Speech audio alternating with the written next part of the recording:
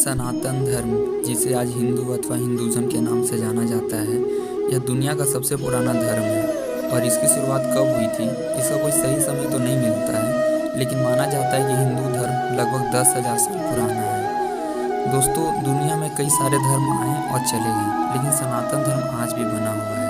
क्यों? क्योंकि यह एक नॉन वायलेंस रिलीजन है और यह एक रियलिटी की बात करता है। इसलिए यह दुनिया का सबसे पुराना धर्म होने के बावजूद भी आज तक बना हुआ है और हमेशा बना रहेगा। हिंदुज़म आज के समय में दुनिया का तीसरा सबसे बड़ा धर्म है और इसकी मेजॉरिटी पॉपुलेशन जो है वो इंडिया और नेपाल में रहती है। हिंदू धर्म में 3 भगवानों को माना गया है। पहले हैं ब्रह्मा, जो इस ब्रह्मांड की रचना किए हैं। दूसरे हैं विष्णु, जो कि इस ब्रह्मांड को चलाएंगे, जो कि प्रिजर्वर हैं। तीसरे हैं शिव, जो कि डिस्ट्रॉयर हैं, यानी कि ब्रह्मांड को ख़त्म करने वाले।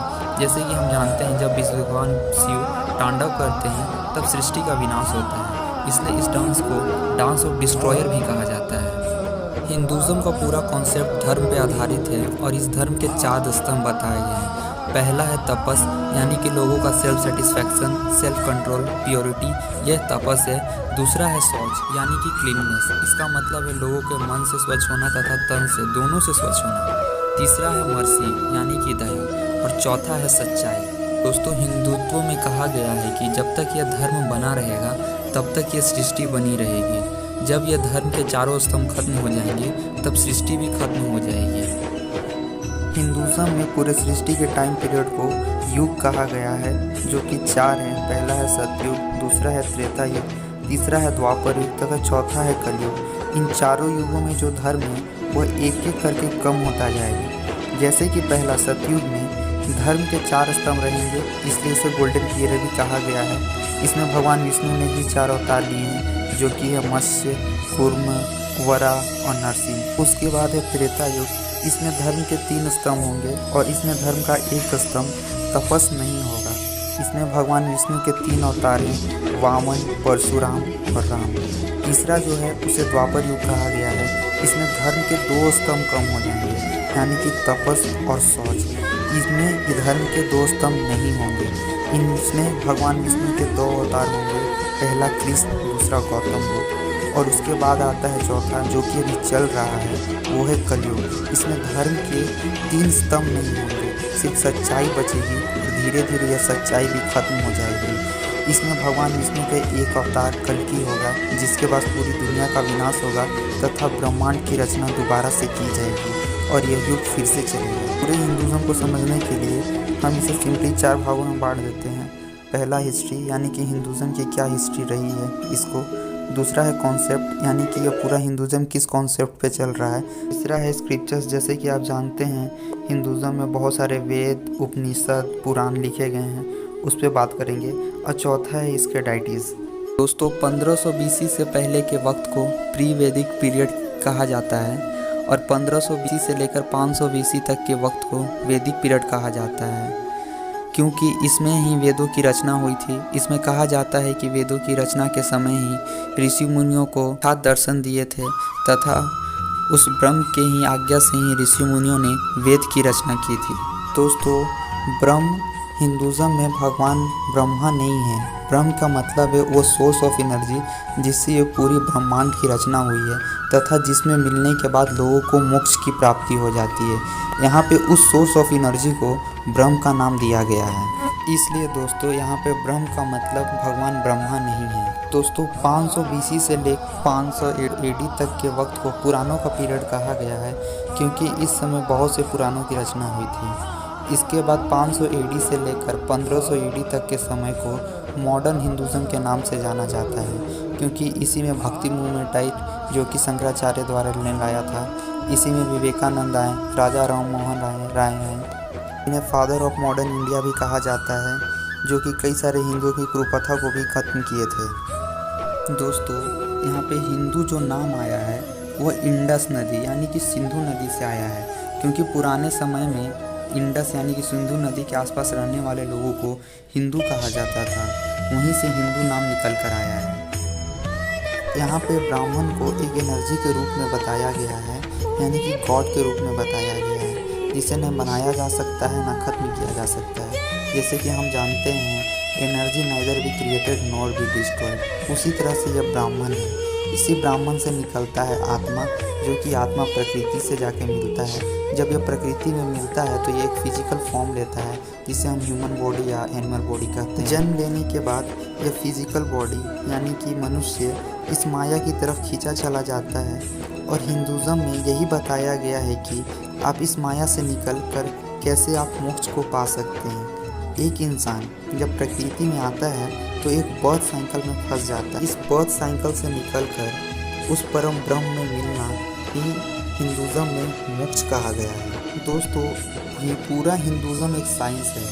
वह साइंस जिसकी आज हम खोज कर रहे हैं तथा जिसके बारे में आज हम पढ़ रहे हैं, वो हिंदुज़म में कई हजार सालों पहले वेदों तथा पुराणों के माध्यम से लिख दिए गए थे। इसी तरह हिंदुज़म में भी जन्म के 6 कैटेगरियाँ बताई गई हैं। पहला है एक्वेटिक, दूसरा है बर्ड, तीसरा है प्लांट्स, चौथा है इंसेक्ट्स, पांचवा है एनिमल तथा छठा है ह्यूमन। जो ह्यूमन है यानी कि इंसान, वो सबसे बुद्धिमान होता है, जो कि यह सच भी है। दोस्तों, यहाँ पर सभी जगह मोक्ष की बात कही गई है, लेकिन इस मोक्ष को कैसे पाया जाए, इसके लिए सिर्फ एक ही उपाय है, अच्छे कर्म करना, जिससे कि आप जानते हैं आप जैसा करेंगे वैसा ही फल पाएंगे। इसलिए हिंदुज़म में अच्छे काम करने के लिए कहा गया है, ताकि लोगों को मोक्ष प्राप्त हो सके। इस मोक्ष को प्राप्त करने के लिए अच्छा काम करना जरूरी है। लेकिन इसके साथ साथ 4 योग भी बताए गए हैं जिससे करके आप मोक्ष पा सकते हैं। पहला है कर्म योग, जैसे कि बताया गया है कि आप कर्म अच्छे करेंगे तो आपको मोक्ष मिलेगी। दूसरा है भक्ति योग, इसमें कहा गया है कि आप भक्ति में इतने विलीन हो जाइए कि उस परम ब्रह्म को समझ लीजिए, तब आपको मोक्ष की प्राप्ति हो जाएगी। तीसरा है ज्ञान योग, इसमें कहा गया है कि आप अपने ज्ञान के बल पर उस ब्रह्म को समझ जाइए। लेकिन यहाँ इंपॉर्टेंट बात ये भी है कि आपको अपने कर्म भी अच्छे रखने होंगे। चौथा है हठ योग। ये चारों योग एक मेथड है जिससे आप उस परम ब्रह्म को समझ सकते हैं और मोक्ष की प्राप्ति कर सकते हैं। कर्म के बाद आता है धर्म। आपको सिर्फ अपने कर्म ही अच्छे नहीं रखने होंगे, बल्कि आपको अपने धर्म के रास्ते पर भी चलना होगा। हिंदुत्व में अलग अलग व्यक्तियों के लिए उसका धर्म अलग अलग है। जैसे कि एक बच्चे के लिए, जो स्टूडेंट है, उसके लिए धर्म है पढ़ाई करना। एक राजा के लिए धर्म है उसके अपनी प्रजा को देख रेख करना। एक सैनिक का धर्म है कि वो अपनी देश की रक्षा करना। इस तरह अलग अलग लोगों के लिए उसके लिए अलग अलग धर्म हो सकते हैं। इस पूरे धर्म के कॉन्सेप्ट को महाभारत में सबसे अच्छा तरीक़ा से समझाया गया है। महाभारत में जब अर्जुन युद्ध के मैदान में अपने परिजनों को देखकर युद्ध नहीं करते हैं, तब भगवान श्री कृष्ण उसे अपने विराट स्वरूप के दर्शन कराते हैं तथा उन्हें बताते हैं कि उसके धर्म क्या है, तथा वो ये भी बताते हैं कि आत्मा एक निष्क्रिय है, यह कभी नहीं मर सकता, यह सिर्फ एक स्वरूप से दूसरे स्वरूप में बदल जाता है। गुरु, हिंदुज़म में अच्छे काम करने के लिए कहा गया है, धर्म की राह पर भी चलने के लिए कहा गया है, लेकिन यह सही काम करने और धर्म की राह पर चलने की शिक्षा एक व्यक्ति को जो देगा उसे गुरु कहा गया है। हिंदू में इसलिए गुरु को एक भगवान का स्वरूप कहा गया है। उसके बाद आता है वर्ण सिस्टम। देखिए दोस्तों, वर्ण सिस्टम वास्तव में एक बहुत अच्छी चीज़ थी, लेकिन लेटर वैदिक पीरियड में इसका बहुत ज़्यादा दुरुपयोग हुआ है। वर्ण सिस्टम को भी 4 भागों में बांटा गया है। पहले हैं ब्राह्मण, दूसरा है क्षत्रिय, तीसरा है वैश्य, चौथा है शूद्र। सबसे पहले ब्राह्मण को बताया गया है कि वो वेदों तथा पुराणों की पढ़ाई करेगा तथा इसके ज्ञान क्षत्रिय तथा शूद्र को देगा, तथा ब्राह्मण की ये भी जिम्मेदारी होगी कि वह इन दोनों समुदाय के लोगों को अच्छे कर्म तथा उसके धर्म पे चलने की मार्ग बताएगा। दूसरे आते हैं क्षत्रिय यानी कि राजा, जो कि वॉरियर्स होंगे। फिर आते हैं वैश्य, जो बिजनेसमैन ट्रेडर होंगे, उन्हें वैश्य कहा गया है। उसके बाद आएंगे शूद्र, जिन्हें लोअर क्लास भी कहा जाता है। इन्हें वेदों तथा पुराणों की ज्ञान प्राप्त करने की इजाज़त नहीं थी। हिंदू स्क्रिप्चर्स की बात कर लेते हैं। हिंदू स्क्रिप्चर्स को भी 2 भागों में बांटा गया है। पहला श्रुति, वह स्क्रिप्चर्स जो बोल कर बताया गया है, जैसे कि वेद। दूसरा स्मृति, जो लिखी हुई है, जैसे कि महाभारत और रामायण। पहले हम आते हैं श्रुति की। जैसे मैंने श्रुति में बताया था कि इसमें वेद आते हैं। यह वेद को भी 4 भागों में बांटा गया है। सबसे पहला है संहिता, इसमें 4 वेद आते हैं, ऋग्वेद, सामवेद, अथर्ववेद तथा यजुर्वेद। इन चारों वेदों में लोगों के जीवन जीने का सही मार्ग बताया गया है, उन्हें मोक्ष प्राप्ति के भी मार्ग बताए गए हैं। इतना ही नहीं, इसमें मेडिटेशन तथा आयुर्वेदिक जैसी चीज़ें भी बताई गई हैं। दूसरा है ब्राह्मणास, इसमें बेसिकली प्रेयर है जो पंडितों द्वारा की जाएगी उस परम ब्रह्म को खुश करने के लिए। तीसरा है अननकास, इसमें योग की प्रथाएं तथा मेडिटेशन बताई गई हैं। इसके बाद आता है उपनिषद। तो इसके बाद हम बात कर लेते हैं स्मृति की। स्मृति में दोस्तों कई सारे स्क्रिप्चर्स हैं, लेकिन दो सबसे जो फेमस स्क्रिप्चर्स हैं वो हैं भगवत गीता, जिसमें धर्म और कर्म की बहुत अच्छे तरीके से ज्ञान दी गई है। दूसरा है रामायण। रामायण की स्टोरी दोस्तों आप सभी लोग जानते हैं, लेकिन इसमें सबसे पहला जो सबसे अच्छा चीज़ बताया गया है वो ये है कि आपकी कोई भी परिस्थिति हो आपके सामने, आप धर्म का मार्ग नहीं छोड़ सकते हैं। दोस्तों स्मृति तथा श्रुति ये दोनों इतने बड़े हैं कि इसमें अच्छे से बात करना इस वीडियो में मुश्किल है। अगर इसमें हम अच्छे से बात करेंगे तो इसमें ही कई घंटे निकल जाएंगे। उसके बाद हम बात कर लेते हैं डाइटिस पे। डाइटिस में हम सबसे पहले आते हैं ब्रह्मा, जो कि इस पूरे ब्रह्मांड के रचयिता हैं। ब्रह्मा जिन्हें क्रिएटर भी कहा गया है। दोस्तों हिंदुज़म में ब्रह्मा की पूजा सिर्फ केवल 2 जगहों पे की जाती है, सभी जगह ब्रह्मा की पूजा नहीं की जाती है। उसके बाद है भगवान विष्णु।